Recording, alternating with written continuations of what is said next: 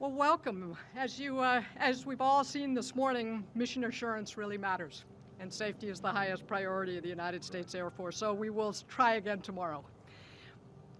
This satellite is named the Vespucci. In the year 1499, Amerigo Vespucci was inspired by Christopher Columbus to sail to the New World. He didn't just find what Columbus called the West Indies. He developed a calculation for exact longitude rather than dead reckoning, and then calculated the circumference of the Earth to within 48 miles of the true distance, and he did it in 1499. His discoveries improved maps for explorers who would follow. The Global Positioning System 3 Space Vehicle 1, the Vespucci, is the most powerful and resilient GPS satellite ever built. It is 3 times more accurate and 8 times better at anti-jamming. It's the first GPS satellite to be compatible with other nations' navigation satellite systems. I want to personally thank all of the airmen and our mission partners for all of your wonderful work, and I hope all of you get to be here tomorrow to watch it go into space. And I want to introduce you to someone who has your back. His father served in the Army and earned a Bronze Star in Korea. His son is a United States Marine aviator. He is fully committed to the men and women who serve in our nation's defense and to maintaining American dominance in space. A former congressman, a governor, and now the 48th Vice President of the United States. Ladies and gentlemen, please welcome the Vice President of the United States, Mike Pence. Thank you, Madam Secretary. Yeah, great words. Great words. Well, thank you, Secretary Wilson. Thank you for that introduction, and thank you for your great leadership of the United States Air Force. I want to thank our host today, the Kennedy Space Center, Bob Cabana, and the entire team, to General Selva, who joins us here today, to all of our distinguished guests, to General Chess, but especially to the airmen of the 45th Space Wing and your families. It is great to be here at the Kennedy Space Center, the world's premier gateway to space. Thank you all.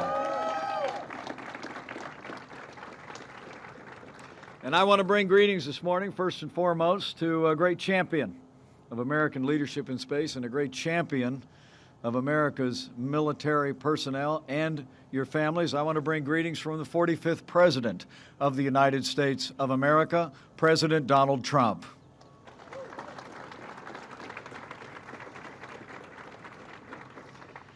Well, nobody said space is easy, right?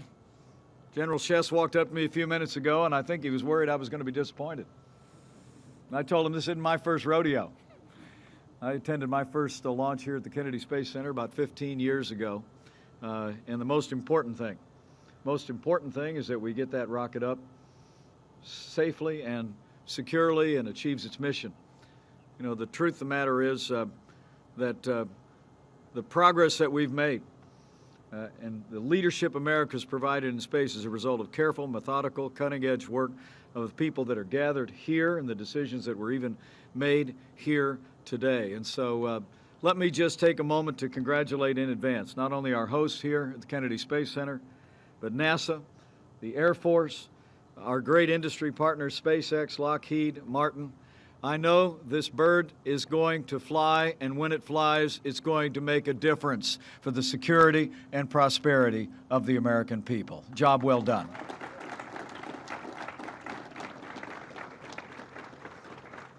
So thank you all for being here today. Despite this delay, I wanted to take the opportunity nonetheless to make a very important announcement about American leadership in space, and the opportunity to do that among the airmen here of the 45th is a great honor for me, and it's a fitting place to do just that, and I'm grateful for your attendance and your participation here today. Even before this administration began, I can assure you that space was a priority of this president and of his vice president. You know, I grew up, I was a little boy in the 1960s, and I remember going down in our basement watching on our black and white television as America marveled the world with our leadership in space. Nearly a half a century has passed since those days, and America continues to lead in space. But I'm here to tell you today, from the first days of this administration, when President Trump restarted the National Space Council, to the investments that we've made in NASA, to the leadership on national security in space, a new era of American leadership in space has begun.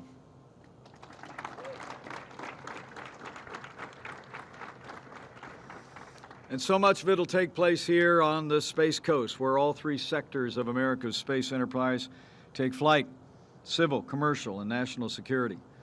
And the National Space Council, I want to assure you, is working to bring together all elements of American leadership in space. And I'm grateful to have members of our User Advisory Committee and members of the National Space Council present with us today. And I'm pleased to report to my fellow Americans that under President Trump's leadership, we've given renewed resources and strategic focus to trailblazers here at NASA. We forged new partnerships with pioneering companies like those involved in the rocket that sits on the launch pad today. We're investing in tools and capabilities that our armed forces need to protect our nation from the commanding heights of space. And that, of course, is what the 45th Space Wing has always done. You know, the Space Coast is best known for the Apollo and space shuttles from the Kennedy Space Center. But you all know well that for more than 7 decades, the 45th Space Wing and your predecessors have made America the dominant power in the depths of space, and we are proud of each and every one of the airmen gathered here today. Thank you for your service. I know your motto is that control of the battlefield begins here, and I want to assure you that your Commander-in-Chief understands that, his number 2 understands that, and we're going to continue to provide the 45th with the resources to accomplish your mission in the days ahead. I want you to know you have no greater champion than President Donald Trump. I'm proud to say that from the outset of this administration, this president has actually worked with leaders in both parties in the Congress, and he signed into law the largest increase in our national defense since the days of Ronald Reagan. We are rebuilding our military and restoring the arsenal of democracy. And it has been a bipartisan effort, and the President and I are grateful of leaders in both parties have supported his efforts in providing our warfighters with the resources, the training that you and your families need and deserve. I do want to acknowledge one member of Congress who's with us today from the great state of Illinois, Congressman Randy Holgren. Thanks for your great support of our military and your great support of this administration's agenda. It's an honor to have you here today. But there's perhaps no greater sign of this president's commitment to all of you gathered here today and your mission than the president's vision to stand up the United States Space Force. As the president said, and as you all well know, space is, in his words, a warfighting domain. And the truth is, for years, foreign nations have been developing electronic weapons to jam, blind, and disable satellites, just like the one that waits on that launch pad today. China has tested missiles designed to destroy satellites. China and Russia are working to station new weapons directly in space. And frankly, these new challenges demand new and innovative responses. And that's precisely what we've been providing under President Trump's leadership. Under his leadership, the United States is taking steps to ensure that American national security is as dominant in space as it is here on Earth. And to that end, it is my privilege to announce that today, President Trump will direct the Department of Defense to establish a combatant command that will oversee all our military activities in space.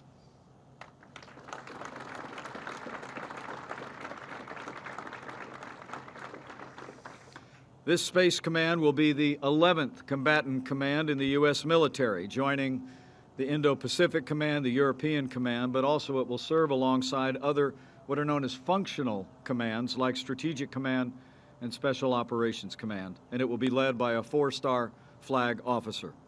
It will establish unified control over all our military space operations. The American people will be glad to know that today, There are more than 18,000 military and civilian personnel working in space operations for our national security all across the Department of Defense. And at President Trump's direction, the U.S. Space Command will integrate space capabilities across all branches of the military.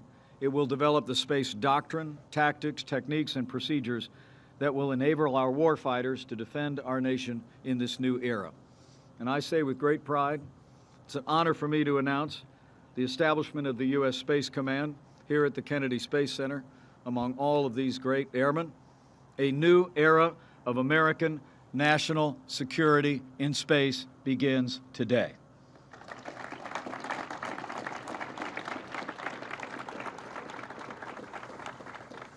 But it won't end there.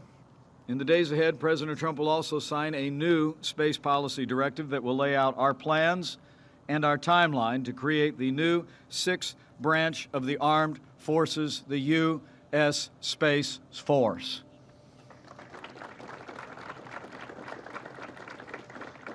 We're working as we speak with leaders in both parties in Congress to stand up the United States Space Force before the end of 2020. You know, the Air Force has been a magnificent steward of our military space capabilities, and they prove that every single day.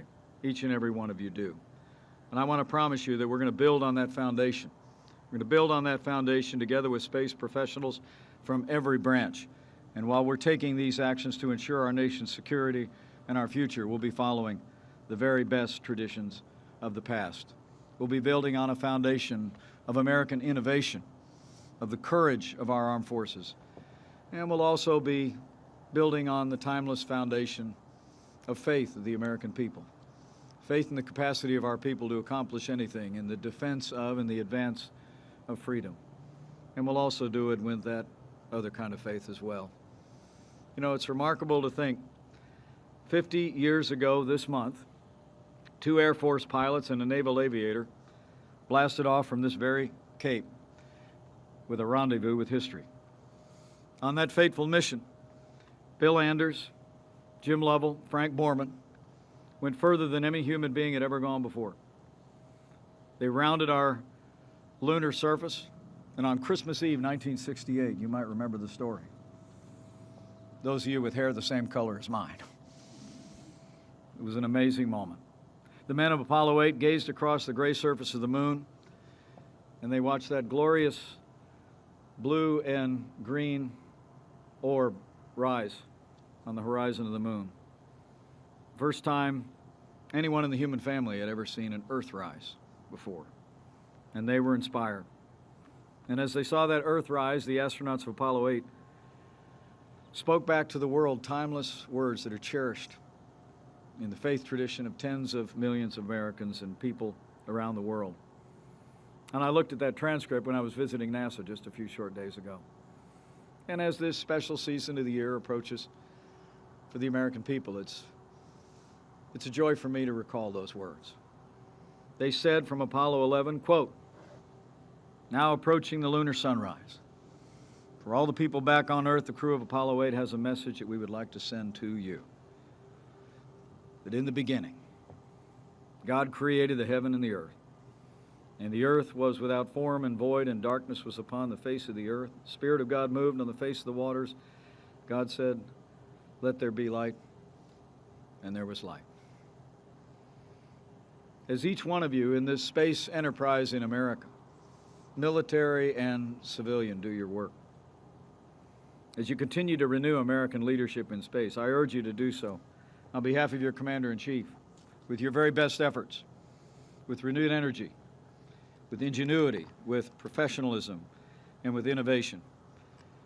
But I also urge you to do your work with faith, if you're of a mind, that as you keep our country safe, know that you also carry the faith and aspirations of the American people, tens of millions of which, every day, look to the heavens and see His hand, and long to understand it better. In this season of giving, this team's worked hard to give the American people a great gift. And I have every confidence that it will be aloft very soon. because of all of your efforts, very soon America will be more secure and the American people will be more inspired. So thank you for your service. Thank you to all the members of our military that worked to make this possible, all the members of the 45th Space Wing. And thanks to the leadership of the Air Force gathered here today. Thanks to our great industry partners who've worked with us to bring us to this point. And on behalf of President Trump, let me just say thank you all for this great collaboration for the American people. And I say in advance of what I know will be a great and successful launch, congratulations and Merry Christmas. Thank you all.